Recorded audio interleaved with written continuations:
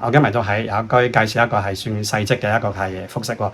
咁嗰個實用就907尺嘅，我即刻睇下。呢間係上下複式夾埋有907尺實用，下邊呢個係起居室嚟嘅，一個嘅梳化啦，一個客廳區。隔離呢個啦就係嗰個係飯廳。咁嗰個玻璃就好大啦，就見到係向北望到少少獅子山。呢邊都係比較寧靜，鳥語花香。電視機後邊呢個位置啦，就係充分利用啦，做咗一個 storage。飯廳隔離嗰個玻璃套門啦，就行出嚟4方平台，對啲分層單位嚟講，呢個嘅平台可以話係夢寐以求啊！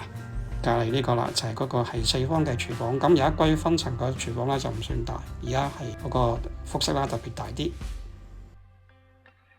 洗手間啦，隔離呢個就係嗰個內置樓梯上到去啦，就係嗰個係3間房。咁佢做咗少少間隔改動。呢個啦就係佢一個嘅浴室嚟嘅，共用嘅。第一間房啦，亦都係向北，做到好多嘅 storage。咁呢啲又比較舊啲啦，都要重新再去執噶啦。大裝修呢個係另外2間房，佢就打通咗一個主人房，變咗而家一個嘅書房嘅位置。啲裝修都係好舊啊，好係90年代嗰個風格。呢個係床褥嘅位置非常之大，咁個窗都係非常之大。個景同樓下一樣咯，都係望緊向北獅子山。呢個嗰個係半開放式，嗰個玻璃間隔啦，就係有一個嘅好闊大，嗰個係浴室，相對之下浴室係比較大嘅。